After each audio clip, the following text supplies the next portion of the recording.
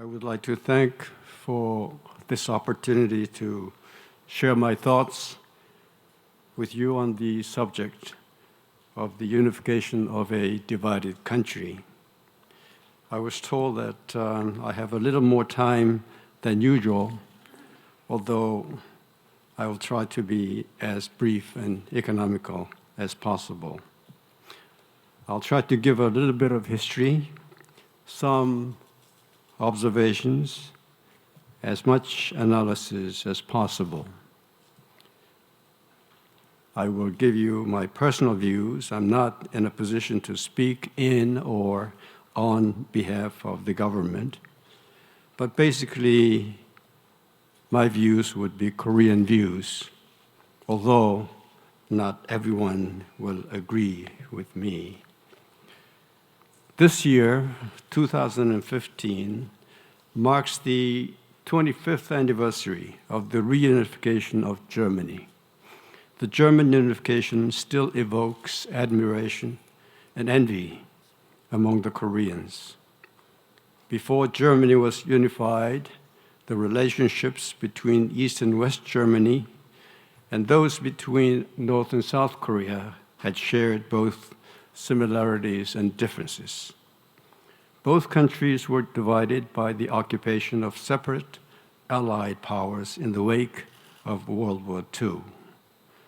Both countries turned into fields of East-West confrontation while being incorporated into the post-war alliance systems.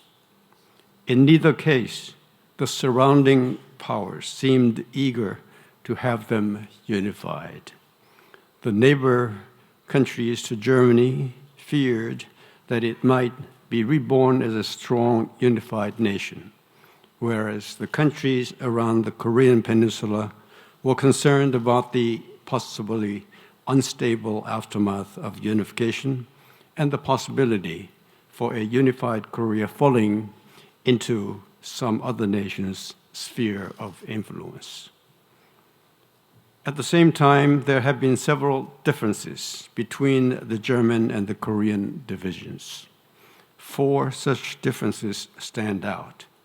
For one thing, with the national division, while the Koreans were inflicted with what might be called a victim's complex, the Germans had what might be called a guilt complex. Koreans had the sense that they had done nothing wrong to deserve the tragedy of division, but were simply the victim of power politics and backdoor understanding between the powers, especially the United States and the Soviet Union. In contrast, the Germans recognized and accepted the fact that the national division was the result of what pre-World War II Germany had done: the invasion of neighboring countries, persecution of some ethnic groups, particularly the Jews, and precipitation of World War II. Secondly, during the period of national division, while the DDR, East Germany, was under effective control and protection by the Soviet Union, and so posed no serious military threat in itself on West Germany by itself, North Korea was a constant security threat to South Korea, what with an all-out military invasion of the South, which resulted in the Korean War, smaller-scale military provocations, including commando attacks, and the development of nuclear weapons and missiles of various kinds. Third, while West Germany was an important member and active participant of multilateral, regional, and security organizations, such as the European Community and NATO, South Korea's main security link to the outside world was a bilateral alliance with the United States, and it enjoyed no membership in regional organizations or communities. So when the unification came to Germany, the East Germans were prepared to join not only their Western brethren and sisters, but also the European Community and NATO, thereby diluting the sense that East Germany was being taken over by West Germany. Finally, after 45 years of the German division and 70 years of Korean division in 1945, there's a big difference in the nature of the relationship between East Germany and North Korea on the one hand, and the Soviet Union and China on the other, their respective benefactors and guardians. In 1990, the Soviet Union was a declining and disintegrating empire in need of economic help from the outside world. After overspending in arms buildup and competition with the West, and in the process of internal transition from autocracy and dictatorship to perestroika and glasnost. In 2015, China is a rising economic power still under an effective one-party rule, challenging the domination of the United States and territorial status quo in East Asia, even as it has a strong interdependent relationship economically with the West. Nonetheless, East Germany was still under firm control of the Soviet Union, and North Korea has been struggling for self-reliance and determination, even threatening Chinese security with nuclear weapons. In fact, there does not seem to be much love lost between China and North Korea these days. Roughly speaking, since the end of the Korean War in 1953, inter-Korea relations have gone through 7 different phases with various degrees of hostilities and engagements. The post-armistice period of 1953 to 1960 can be characterized as one of internal recuperation from the war in both Koreas and estrangement between the two Koreas. The second phase is one in which South Korea witnessed the emergence of a military government, and North Korea became increasingly belligerent toward South Korea with occasional military provocations both to South Korea and even its ally, the United States. The third phase could be characterized as one of coexistence, in that a series of dialogue got started as the two governments tried to use inter-Korea dialogue for the consolidation of power in their respective home fronts. Dialogue sputtered through the fourth phase, 1984 to 1992, despite the North Korean attempt at assassination of a South Korean president visiting Burma, when the North Korean agents planted and exploded a bomb at the Aung San Mausoleum in Rangoon. In late 1980s, faced with the collapse of the Soviet bloc and the unification of Germany, North Korea felt obliged to reckon with South Korea, which was broadening its diplomatic horizon, starting with the hosting of the 1988 Summer Olympics, and thus engaged with South Korea in a serious bilateral dialogue. It resulted in such landmark agreement as Basic Agreement on Reconciliation, Non-Aggression, Exchanges and Cooperation, and Joint Declaration on Denuclearization of the Korean Peninsula Agreement.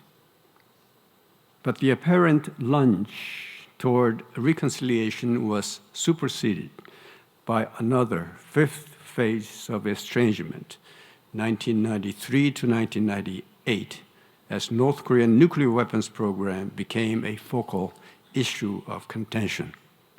I was serving as South Korea's foreign minister during this period.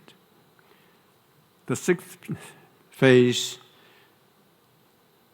1999 to 2008, that of sunshine policy, was ushered in when Kim Dae-jung, a longtime advocate of engaging the North, became president in 1999. After his term of 5 years was over, another Sunshiner president, Roh Moo-hyun, succeeded Kim for the next 5-year term until 2008. But ironically, during this period, North Korea resumed and accelerated its nuclear weapons development.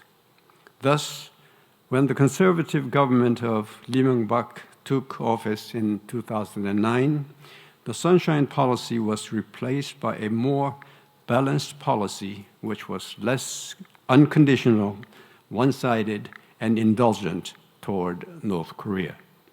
The seventh and the current phase, 2009 until probably 2018, of North-South Korean relationship can be characterized by continuing advancement of North Korean nuclear weapons program, a fragile economic condition of the North, and the start of the third generational dynastic succession process. Despite these differences between the divided Germany and Korea, however, South Koreans have been hopeful that they could duplicate the German path to unification. On the other hand, German unification provided North Korea with both the incentive and perhaps the means to prevent a similar process from taking place on the Korean peninsula. In fact, North Korea had plenty to worry at the time of German unification. The Soviet Empire was disintegrating. Both China and the Soviet Union officially recognized the Republic of Korea and established diplomatic relations with it, while the United States and Japan did not reciprocate for North Korea.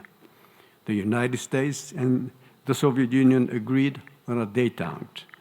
China and the United States agreed on rapprochement, and North Korea opposed the application of the German formula to Korea. In that sense, German unification brought about retrogression rather than progress in the short term in the North-South Korean relationship by stiffening the North Korean attitude. This is a very tragic irony for a divided country. While both North and South Korea clamor for unification, neither side would think of turning over power or sharing it with the other side in the name of unification. Under such circumstances, a call for unification by either side would appear to the other as a desire to absorb or subjugate, if not conquer, the other. Thus, North Korea, as a means to prevent regime change, chose to develop weapons of mass destruction, including nuclear weapons and missiles, and to further insulate itself from the outside influence. Since 2006, that is, during the last 10 years, North Korea conducted 3 nuclear weapons tests and pursued what it named the Byungjin policy, described as a parallel policy to become a nuclear weapon state while simultaneously reviving its economy. In the meantime, the Park Geun-hye government that succeeded the Lee Myung-bak government pretty much continued the preceding government's measured engagement policy, but with greater emphasis on cooperation with North Korea and search for unification. The problem has been that the Park government had to overcome 2 hurdles to get positive results from its policy for promoting unification. One is the need to overcome North Korea's suspicion that Park's unification overtures are nothing less than a call for unification by absorption, that is, by the German formula. The other is that it had to find a formula by which North Korea would suspend and then abandon its nuclear weapons program and refrain from conventional provocations. Another important task for the Korean government is to persuade the four major powers, that is China, the United States, Russia, and Japan, that have strong interest in how the situation on the Korean Peninsula develops, that Korean unification, when and if it comes, will actually be in accord with their respective interests rather than being against them. So how will Korean unification affect their interests? One can think of both positive and negative interests of the major powers on Korean unification. Let me first talk about the interests of the United States. There are some positive reasons why the United States will think Korean unification to be in its own interest as well. First, the positive reasons. One, war in or over Korea becomes less likely. Two, North Korean threat of weapons of mass destruction, missiles, etc., and provocations will be removed. Three, there will be emergence of a unified Korea as a possible ally. Four, Korea's increased dependence on the United States in the short term and the need for economic and security support from the United States will increase. Five, there will be expansion of democracy and market economy, which will be in the interest of the United States. But there are also possible negative reasons why the U.S. could think Korean unification to be against its interest. One is the weakening of the rationale and necessity for the U.S.-Korea alliance. Two, Korea's possible move closer into Chinese sphere of influence. Three, decrease in U.S. influence over Korea. Four, further deterioration of relations between Korea and Japan.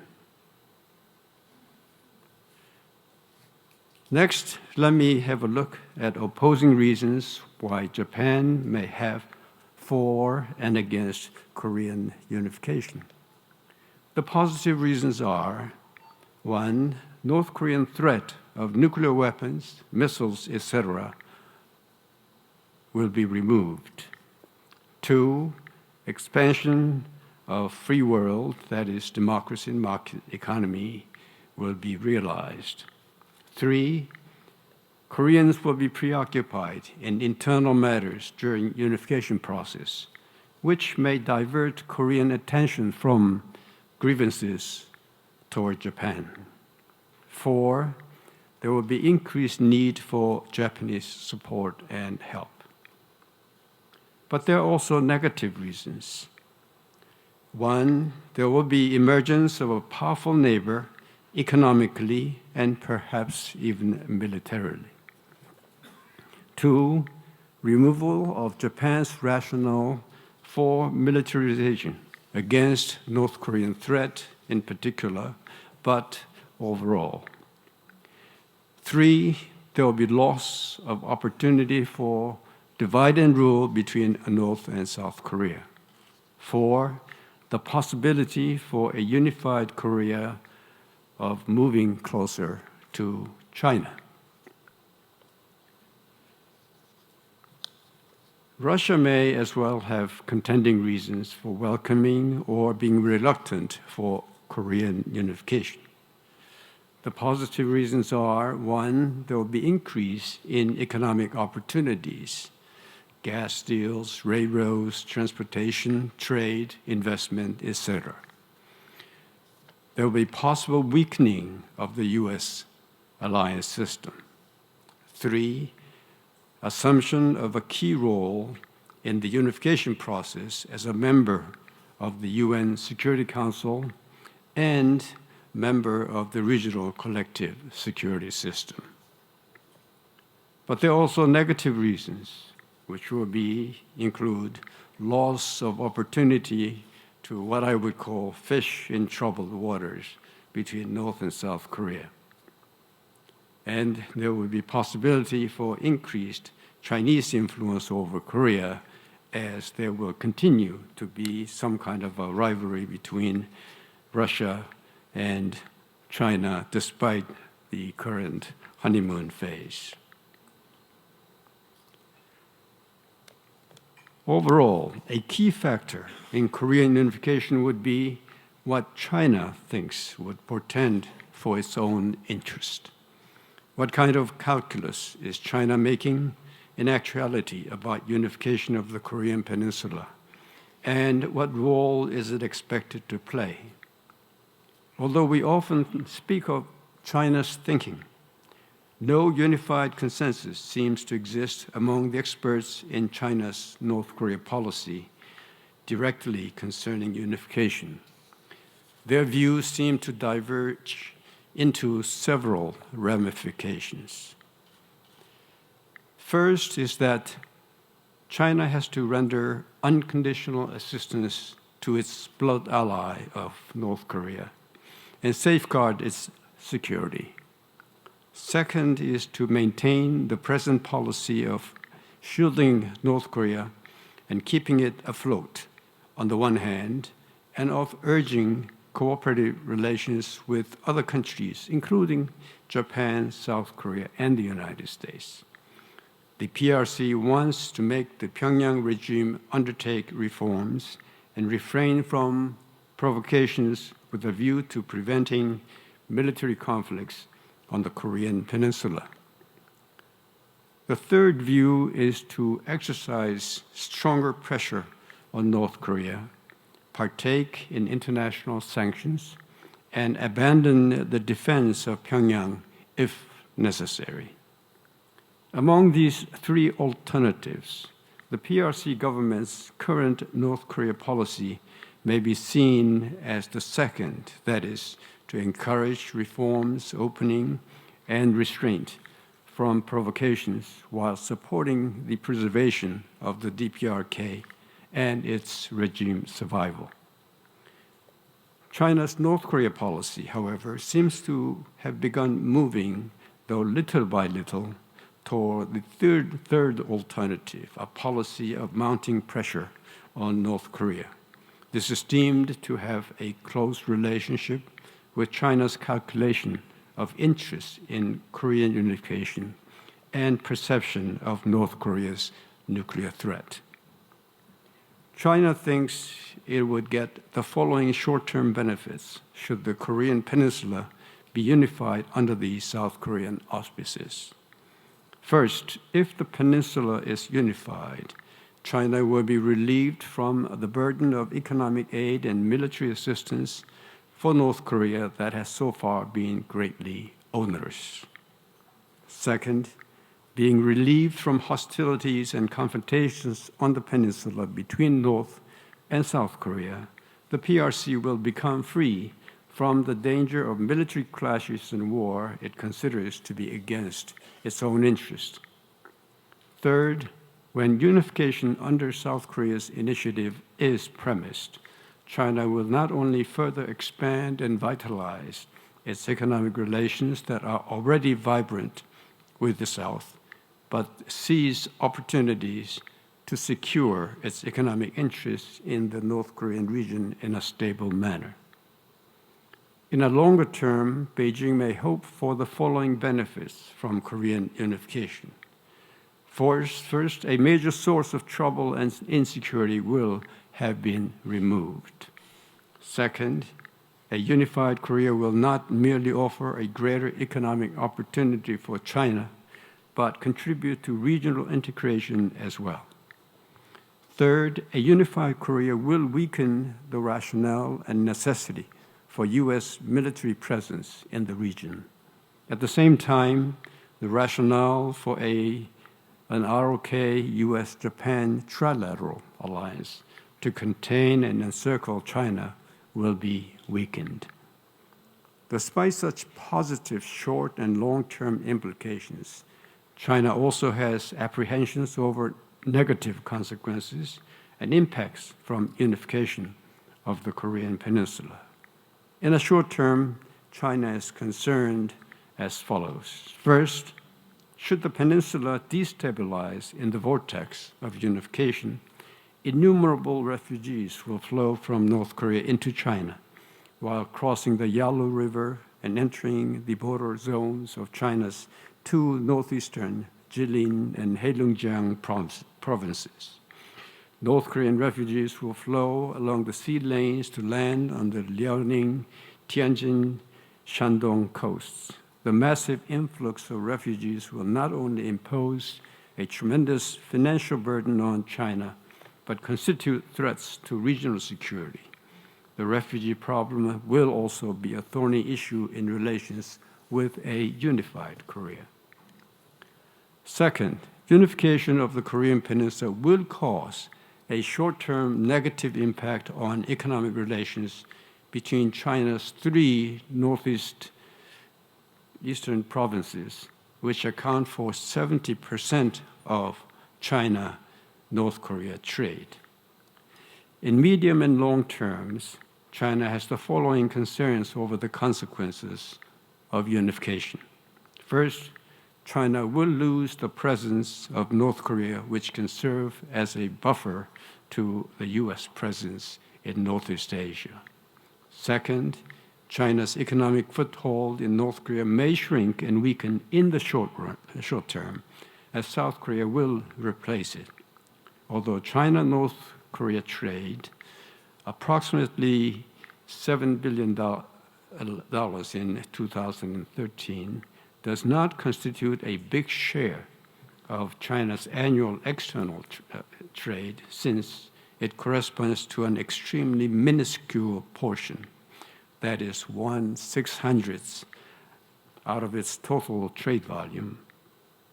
Korean unification would deal a sizable blow at Liaoning and Jilin provinces, in which Dandong and Yanji would suffer more seriously. Third, there are uncertainties contained in such issues as alliance relationship, the ROK-US alliance, and foreign troops' presence in a unified Korea. I have discussed China's positive as well as negative incentives regarding the unification of the Korean Peninsula. Let me now further elaborate on the issues I mentioned earlier regarding China's views on the ROK-US alliance and the US forces stationed in Korea. Originally, until the end of the Cold War in the early 1990s, China had maintained a positive, or at least tolerant, position to consider as necessary evil, not only the ROK-US alliance, but the US-Japan alliance. The reason was that the US-Japan alliance not merely had an effect of restraining Japan's rearmament and nuclear armament in particular, but played a role as well in checking the military power of the Soviet Union, which China considers a regional rival. China also recognized the value of the ROK-US alliance playing the role of deterring North Korea's provocations on the Korean Peninsula.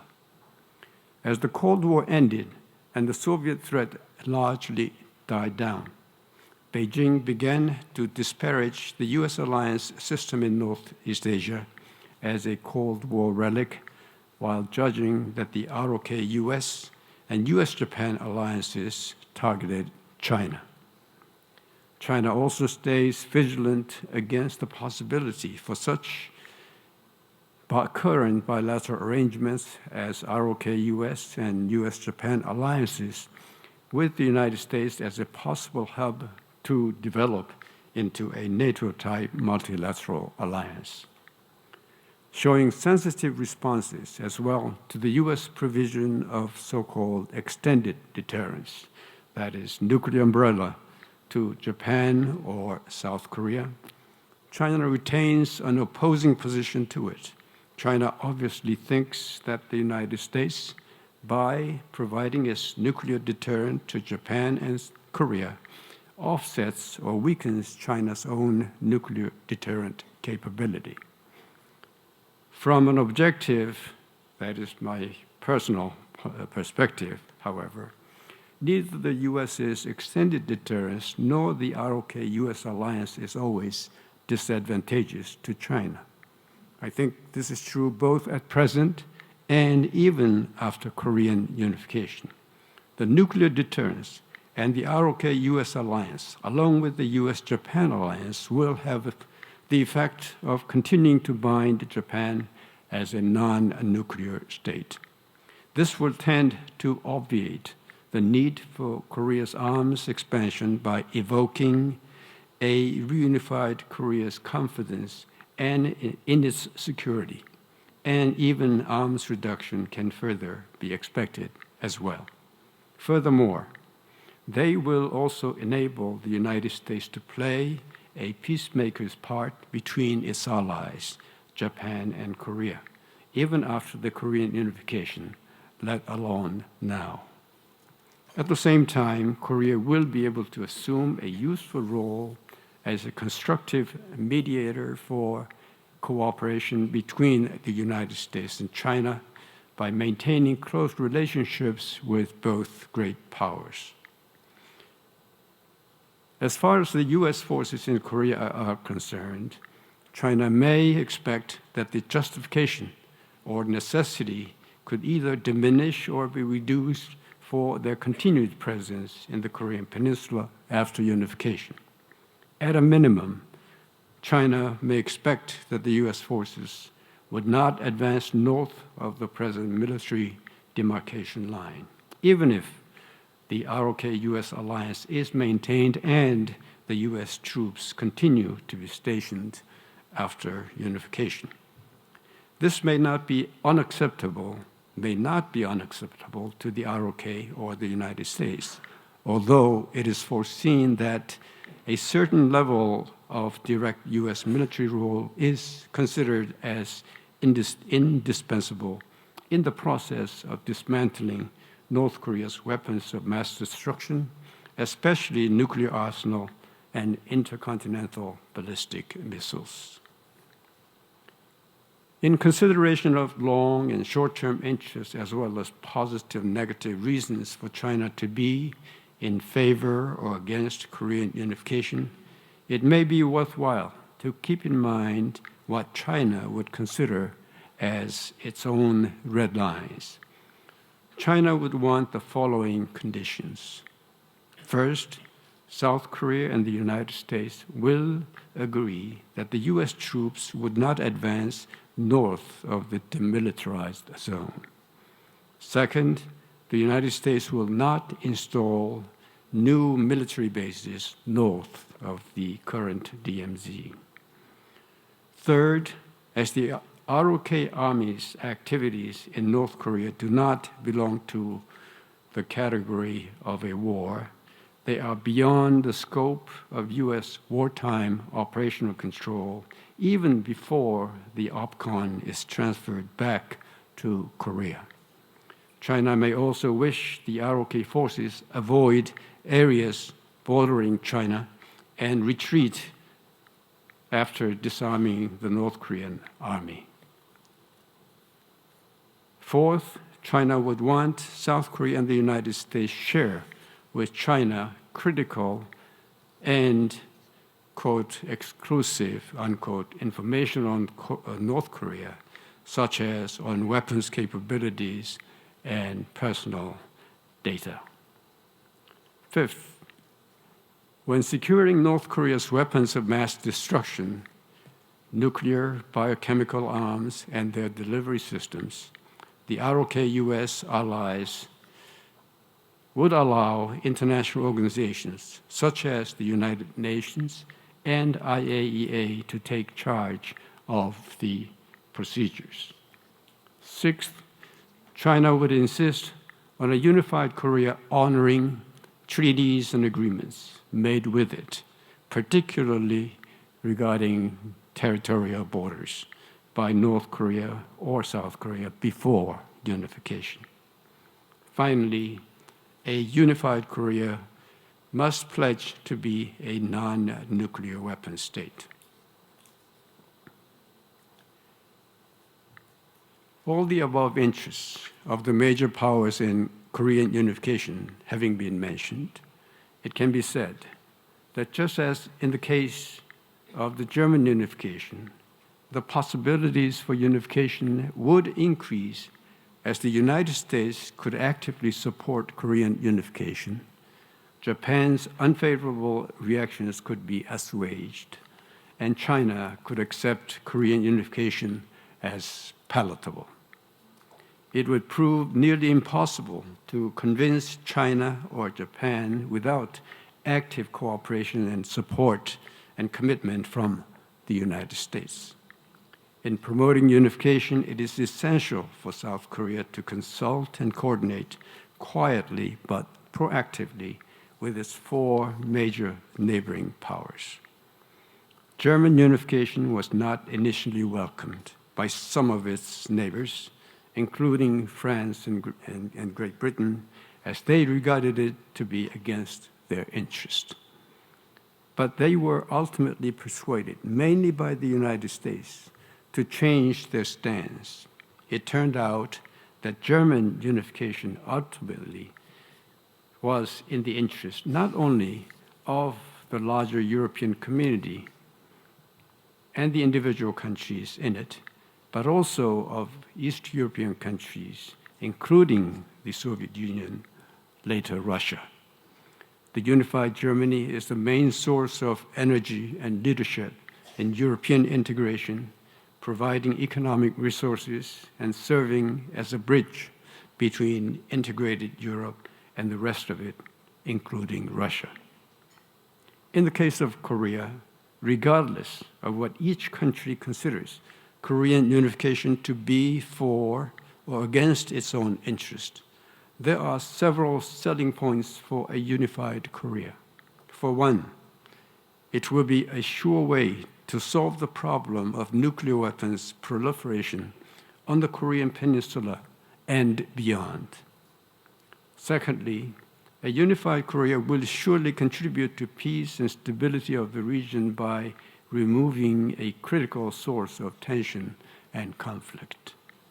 Third, a unified Korea would become an economic powerhouse that would contribute to expanding economic scale, vitality, and activities in the region. It can also accelerate regional integration, peace, and prosperity by becoming a major basis and source of political and economic cooperation.